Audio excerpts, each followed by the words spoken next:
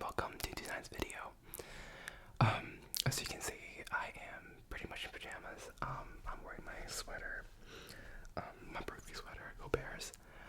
And I'm just doing a few things that will get me ready to sleep right before recording this. So,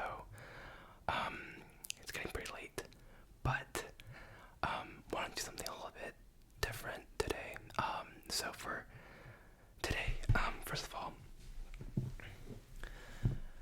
I have my giant Yuki-chan here.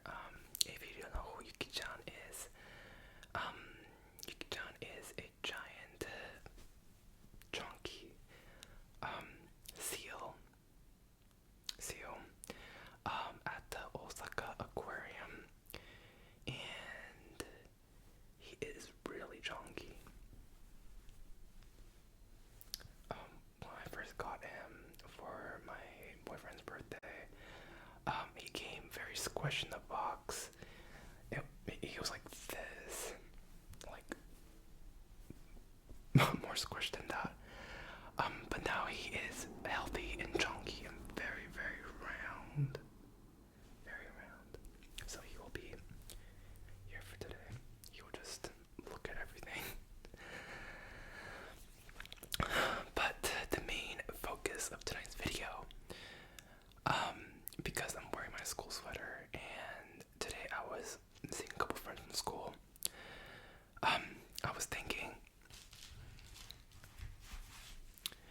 to do a story time. But a story time of my econ notes when I was in college.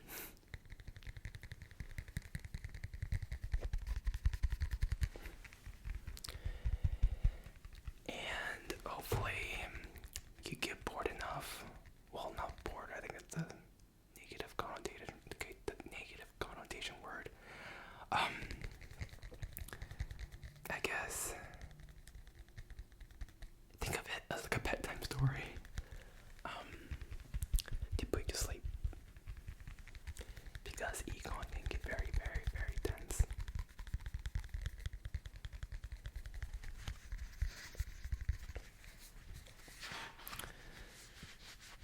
Okay.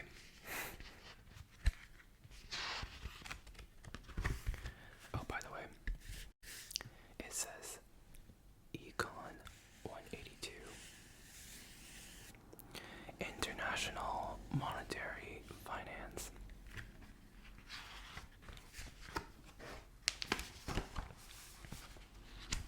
So this actually starts with lecture 2.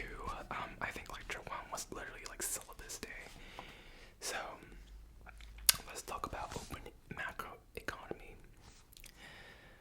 The national income is the sum of all expenditures of a country's income and output, as well as the balance of payments. So what is the national income, you might ask? Well, the national income has mainly two main components. The first one is the GDP. The GDP, you might know, because they talk about it a lot on the news, is the aggregate of a country's production within its borders. So in very simple terms, that is what GDP is. And if you did take an intro to econ course, you might learn that GDP is consumption plus investment plus net exports and plus government spending. That's basically what GDP is. It's a measure of how the country is doing in terms of its economic output. The other component in national income is the GMP. The GMP stands for, oh, by the way, GDP stands for Gross Domestic Product. The GMP stands for Gross National Product. And it is independent of location, as long as the economic activity is done by nationals. So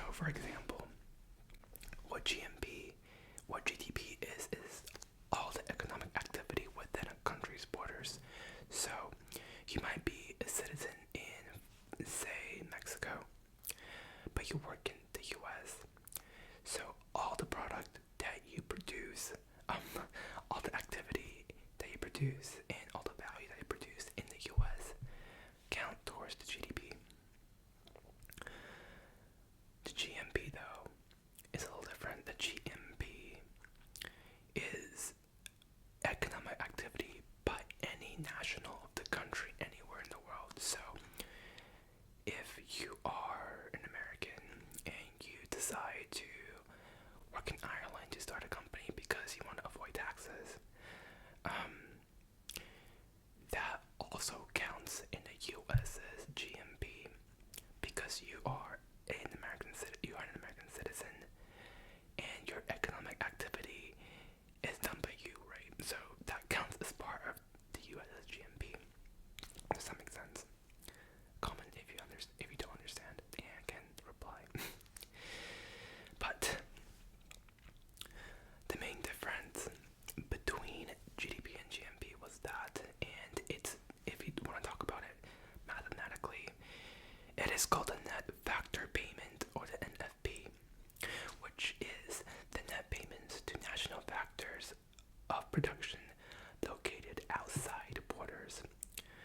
And like I said before, for example, the wages of a certain country's citizens who are working abroad, as well as interest on foreign assets.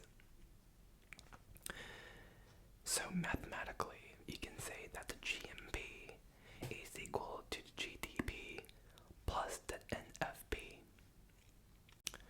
If you think about it, it makes sense, right? Because you're also counting economic activity done outside of the country's borders, as long as the person who performs the activity is a citizen of the country. Another concept that I have in here is called the Unilateral Transfer, which are kind of like government grants, and they're not counted in the GMP, but they are counted in the GDP. So not exactly recall what that exactly is, but if you want to really know, comment and I can look it up for you. So by this logic, you can think that when the GDP is less than GMP, that means the net factor payment is greater than zero, which means that the country is receiving income from abroad, and it makes sense, right?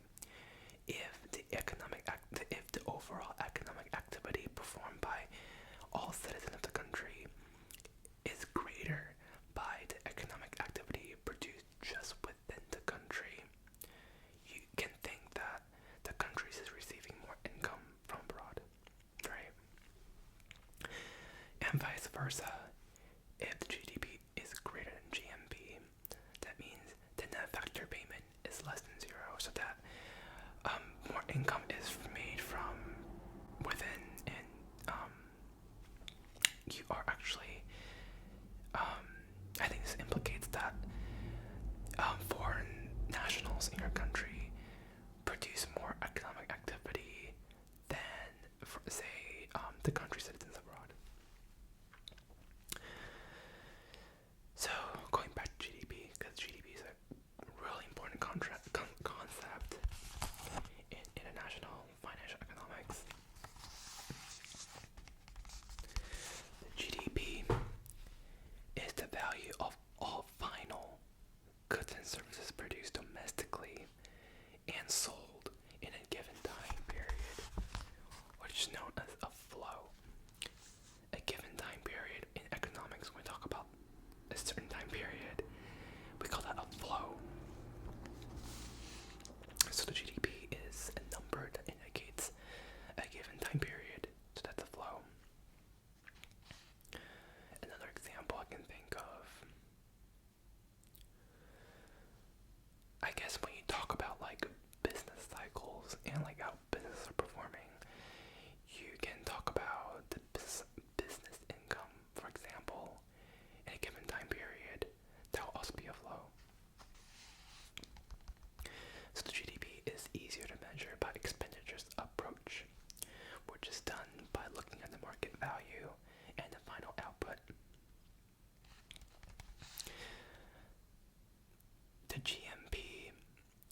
mentioned earlier is the GDP plus the net factor payments. And you can think of it as every dollar spent generates every dollar income. Dwell on this statement a little bit. Every dollar spent generates every dollar income. You might think about what it means. But basically, in your country, as well as by foreign, or as by citizens who are abroad, every unit of monetary currency they spend generates some sort of income for the country. Because obviously within the country, you're exchanging the country's currency, right? So in the US, you're spending dollar. But if you're abroad and you're receiving income, you spend that income. But you're also taxed on that income within the US. So the US is also getting revenue from your income. Think about that. The US gross national product, GNP, is currently very close to GDP. At the time of when I took this class, which I think was fall of 2018.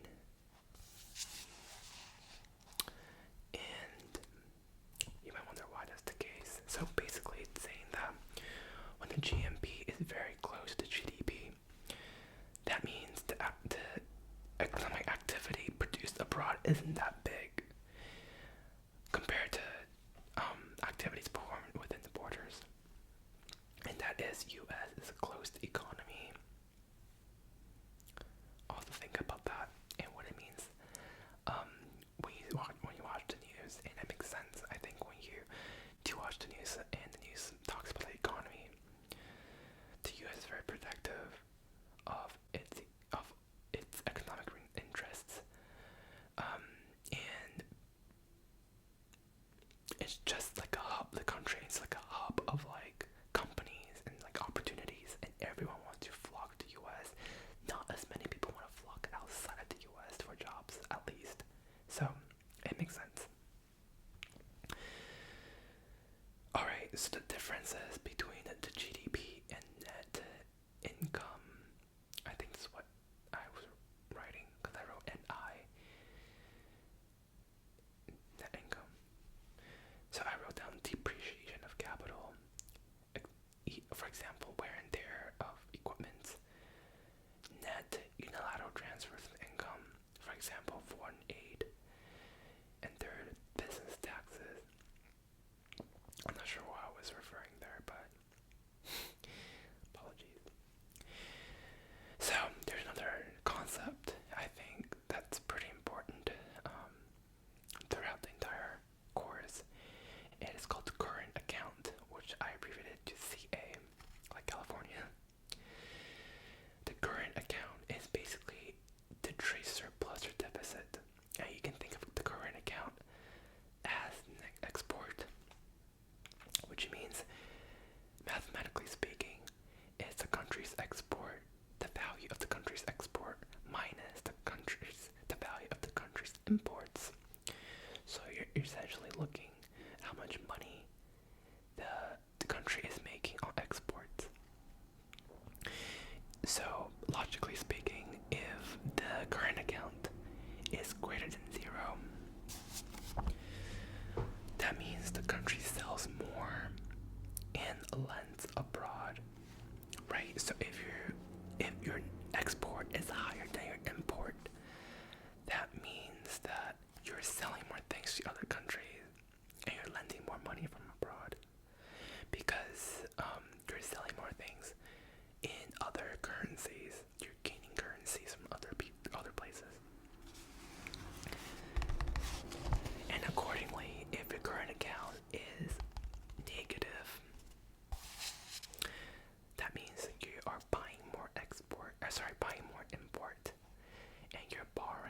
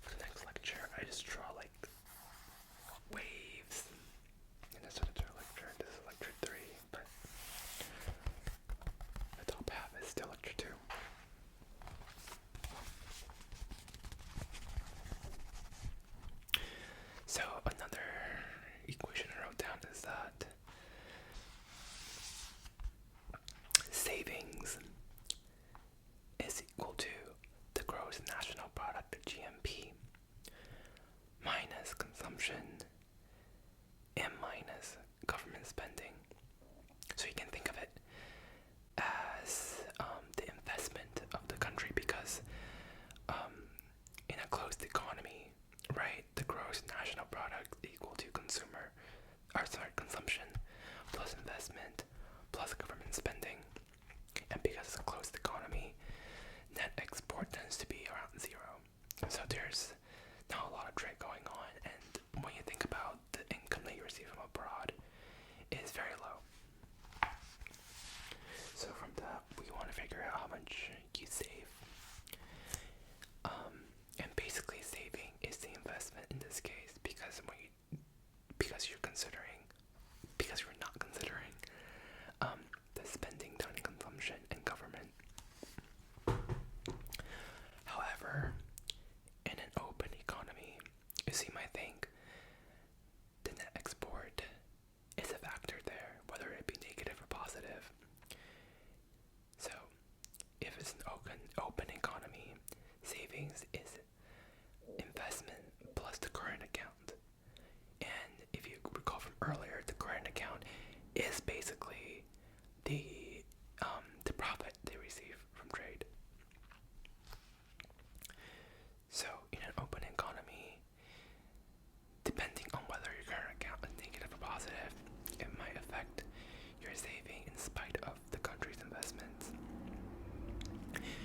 And I guess one more thing I should clarify is that in macroeconomics, when we talk about investments, it's not like investment in stocks or like bonds or like startups, for example, by the government.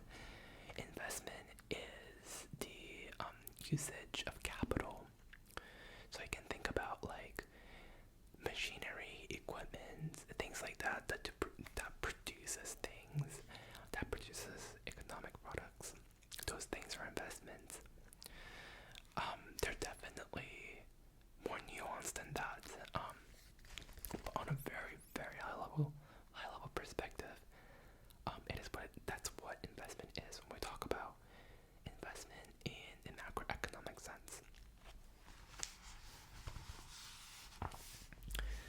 So moving on, I also talk about private and government savings.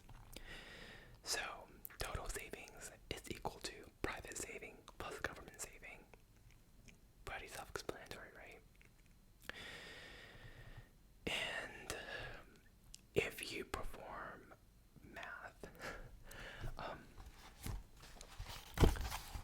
there's like an entire section of like math equations on here.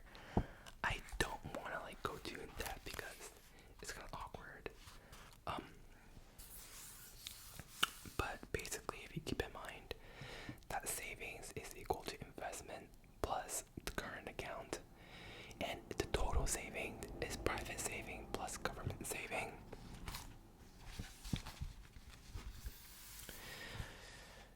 You can think about what it means for the government to potentially create more savings, right? So how does the government gain revenue? Through taxes, right? So if you think about the logic behind taxes and savings and what the government can do, the difference between government spending and taxes, so the income basically, right, the cost and the revenue, is equal to the private saving minus the current account minus the investment. And this implies that government deficits can be financed by private savings. I guess it can get a little bit more complicated from here, but if you want to think about this issue, think about how private savings influence, so as individuals, how our own savings can potentially influence the government's finances. When the economy is doing well, when we're doing well, the government tend budget. Tend to. And vice versa, right? Alright, we're almost done with this lecture. So, second to last concept that I wrote down here is called Intertemporal Trade. Trade. Intertemporal, what does that mean? If you look at the root of the word, inter, between, temporal, time. So, we're talking about trade that are within different time periods.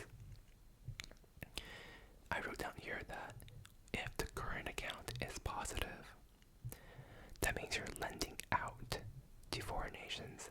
You're exporting today's consumption and importing tomorrow's consumption. Think about that. What does that mean? So, if your net export is positive, you are making an income, you're making a profit from selling abroad. You are selling today's consumption, as in you're selling today's economic activity, and you gain profit, and that profit is when other countries pay you, right? So you're importing tomorrow's consumption, because the money, the revenue, the profit that you get from other countries can be injected into the economy to make further purchases. Does that make sense? So vice versa, if your current account is negative, you're borrowing, and what that means is that you are importing today's consumption and exporting tomorrow's consumption. Does that make sense? So, if you're not making a profit from selling abroad, that means you're buying more from other countries. And what that means is that today you are buying other countries' economic activities, and the money that you use on the economic activities gets exported. So tomorrow you have less money, in a sense, to spend on consumption. I hope you get that. It's a little bit of a brain teaser, but let me know if you have any questions. The last concept I have here on today's lecture is called the balance of payments. The balance of payments basically keeps track of payments to and from foreigners, and it's like a balance sheet. If you are familiar with accounting, the country also keeps a balance of payments from abroad, and there are three main accounts that they use. The first one is the current account, right? Keeping track of your net export. The second one is the financial account, and what that is it's account of all the purchases and sales of foreign assets. What are assets?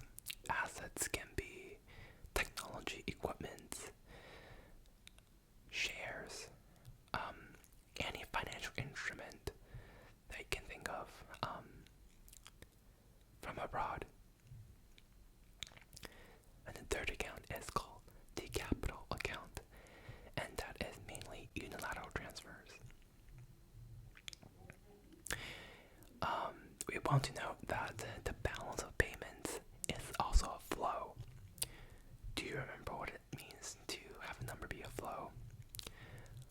A flow is just a measure of a given time period. So remember, the GMP is a flow. It is a measure of economic activity in a given time period. Same thing with balance of payments. And finally, just a couple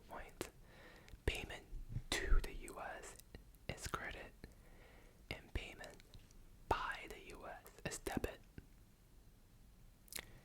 And that is in perspective of the global economy. So you're looking into US from a global perspective. And that is the conclusion of lecture 2. Are you still awake? Are you still awake? Are you still awake? Are you still awake? Awake, awake. If you are,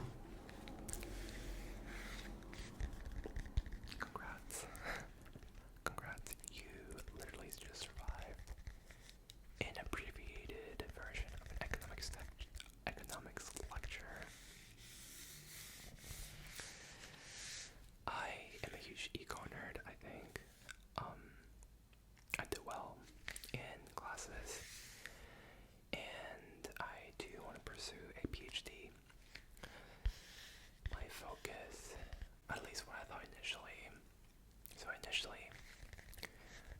I was really interested in global trade and the global flow of money, and I was really interested in running like models to see how that trend will go, as well as running probability theory, stochastic processes. Ooh, that's a good word. Stochastic.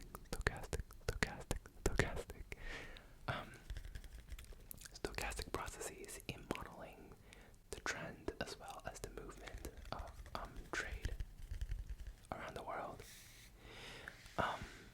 I don't think I've ever lost that interest, but I think I've been slowly shifting my focus in more kind of a developmental economic sense. So, thinking about how the macroeconomy, at least in a global setting, not how I think, but theories as well as findings and research behind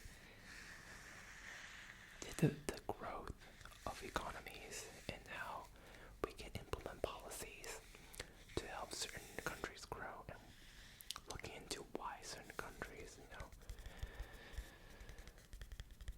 certain countries' economies are the way they are, and policy-wise, what are some of the ways that can be done or can be undone. So, I'm reading this book right now, and I have it with me at the moment, on economic populism in Latin America. Actually, political and economic populism in Latin America in the second half of the 20th century. And it's basically looking at how political populism in Latin American countries has influenced today's economy in those countries. And it's a really complex issue, and there's so many things that you need to consider, because it's definitely not a black and white issue.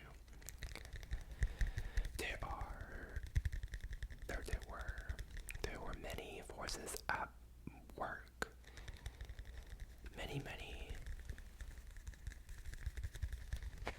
proponents. In a way, it's like Game of Thrones. It's like Game of Thrones, And not to trivialize all the history that the countries have to go through, there were horrible things that happened in those countries, but I'm trying to say that there were just so many factors at play and so many players on the field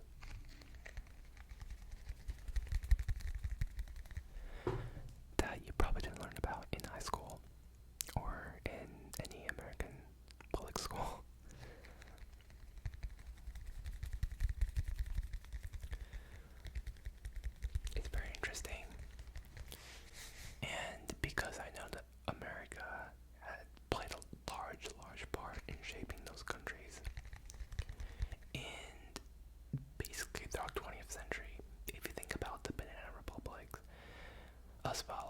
is American interventionism,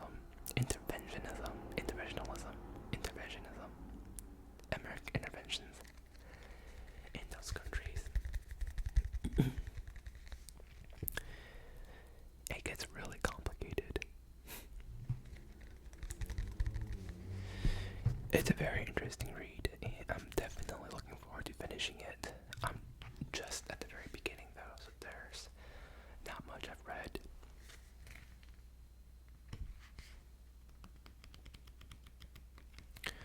But I am excited to read about basically the political and economic history, at least one perspective, of Latin American countries. Also, I'm actually pretty proud of my notes. Ooh. Look at these. Look at all these graphs and colors. Okay, it's mainly like red and black, but oh, this one's blue. A lot of math.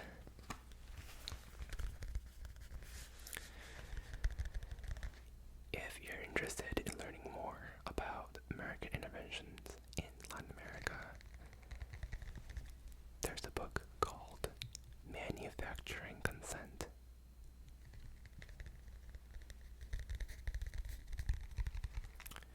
It's written by Noam Chomsky, if you're ever interested.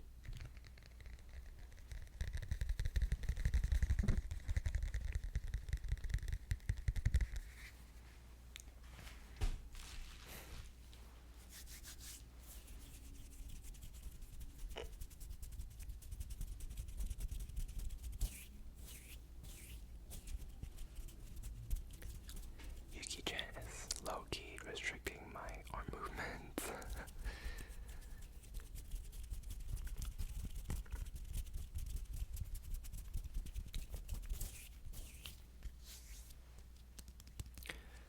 Alright.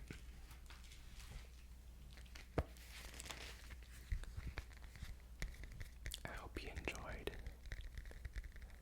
this little introductory lecture to international macroeconomics. And hopefully, well, I hope 2 things. 1, you got a little bit sleepy from that or wanting to nap. And 2, memories of falling asleep in lectures during college or during school in general.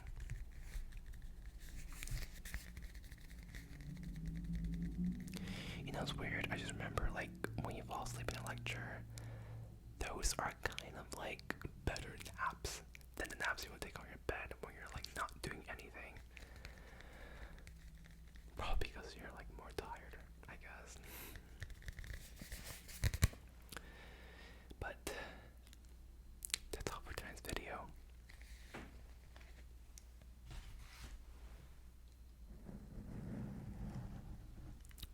I'll see you next